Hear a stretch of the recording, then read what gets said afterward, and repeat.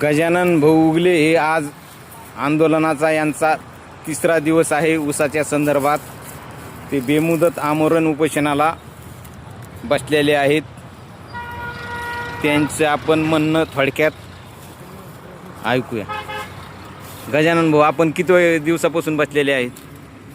आजचा हा तिसरा दिवस आहे.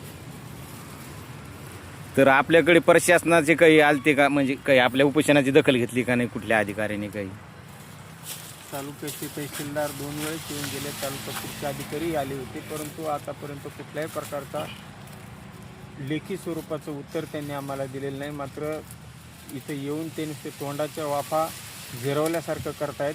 आमचं मागणी जी आहे तर त्या मागणीचं जोपर्यंत आम्हाला लेखी स्वरूपाचं पत्र मिळणार नाही तोपर्यंत आमचं हे ऊसात चालू असलेलं आमरण उपोषण चालूच राहणार आहे. आपल्या आणखी कुठल्या मागण्या होत्या ऊसाच्या संदर्भात असून? अनुदानाच्या काही? ऊसाच्या संदर्भातली आमची प्रामुख्याने मागण्या त्यामध्ये की जसं की एखाद्या ग्रामपंचायतला कार्यालय असतं, एखाद्या गावामध्ये कार्यालय नसेल तर त्याची मागणी केली जाते की आमच्या गावाला ग्रामपंचायतचं कार्यालयासाठी इमारत द्या. तशीच आमची मागणी आहे ऊसाच्या बाबतीत की या ठिकाणी ऊस उत्पादक शेतकरी मोठ्या प्रमाणात आहेत, कारखानदार मोठ्या प्रमाणात. मग ऊसाची साखरेची रिकव्हरीची प्रयोगशाळा का नसावी ही आमची मागणी की प्रयोगशाळा या ठिकाणी सुरू करा. प्रत्येक तालुक्यात प्रयोगशाळा सुरू करा.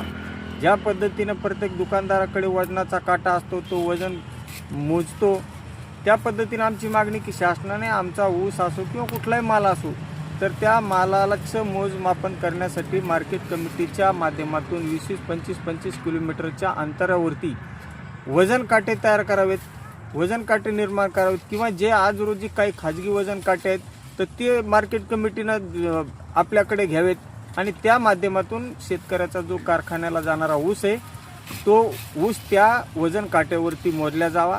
कारखान्याच्या आतमध्ये जे वजन काटे आहेत त्याच्यावरती आमच्या शेतकऱ्याचा बिलकुल विश्वास नाही. जे बाहेर वजन काटे तुम्ही सुरू करणार का नाही याच्याबद्दलही त्यांनी कुठं काही सांगितलेलं नाही. म्हणून आमची ती देखील मागणी आहे की वजन काटे कारखान्याच्या बाहेर सुरू करा. त्यानंतर काही कारखाने असे आहेत की त्यामध्ये समजा सहकारी तत्वातले कारखाने, मुळामध्ये प्रत्यक्षात त्यामध्ये असा कारभार आहे की कामगार लागतात किती, तर कामगार लागतात 1200, 1500, काही ठिकाणी 2000, परंतु त्या ठिकाणी बोगस कामगार दाखवले जातात. काही कारखानदाराला काय गरज आहे गावामध्ये कारखान्यात काम करणारा माणूस हा कर्मचारी समजला जातो. मग त्यांचे स्लिप बॉय वगैरे जे गावगाव नेमल्या जातात हे कशाला? तर हे जे अनधिकृत कामगार त्या ठिकाणी दाखवले जातात आणि ते दाखवल्या प्रकरणी त्याच्यातून शेतकऱ्याची जी लूट होत आहे तर ती कुठेतरी थांबली पाहिजे, ही एक आमची मागणी आहे. आणि कारखानदाराची जी काही MD असतील किंवा काही चेअरमन असतील यांच्यासोबत बैठकीचं आयोजन करावं. हेच आमच्या सर्व मागण्या आहेत ऊस उत्पादक शेतकऱ्याच्या बाबतीच्या. आणखी 2023 असेल, 24 असेल आणि 25 असेल यामध्ये काही शेतकरी म्हणजे जवळपास 25% शेतकरी तालुक्यामधले राहिलेले त्यांना आतापर्यंत अनुदान मिळालेलं नाही. मग दररोज शेतकरी तहसीलच्या दारावरती चक्रा मारतात. या तहसीलदारांना याला त्याची लाज वाटत नाही का? इतके लोक नुसतं अनुदानापासून वंचित आहेत, दररोज आपल्याकडे खेटा मारतात. तर त्या शेतकऱ्यांना देखील अनुदान लवकरात लवकर वाटप करावं ही आमची मागणी.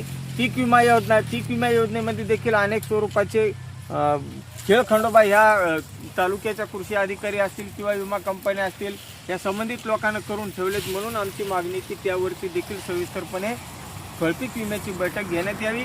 आणि 2000 खरीप 25चा जो पीक विमा आहे याचं टायमिंग संपून गेलेलं आहे, आतापर्यंत देखील वाटत नाही. आणि शासन म्हणते की जानेवारी महिन्याच्या शेवटपर्यंत आम्ही वाटप करू.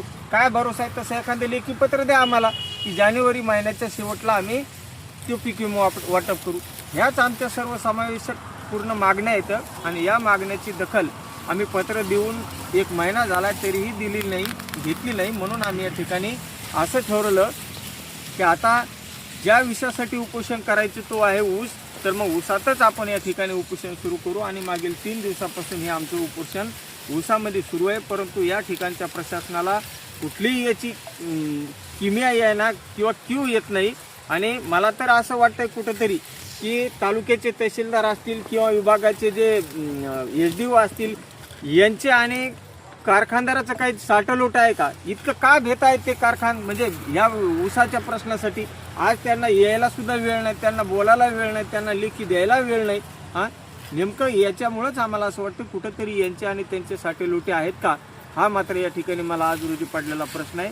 परंतु जर ते जोपर्यंत आम्हाला लेखी स्वरूपाचं उत्तर देणार नाहीत, तर आमचे प्रश्नाची सोडवणूक करणार नाही, तोपर्यंत आमचं जे उपोषण चालू आहे ते कायम या ठिकाणी चालू राहणार आहे, हे तुम्हाला या ठिकाणी मी विश्वासानं सांगू शकतो. निश्चितच गजानन भाऊ, आपल्या या ज्या मागण्या आहेत त्या शेतकरी हिताच्या आहेत. आपले प्रश्न कळवूत.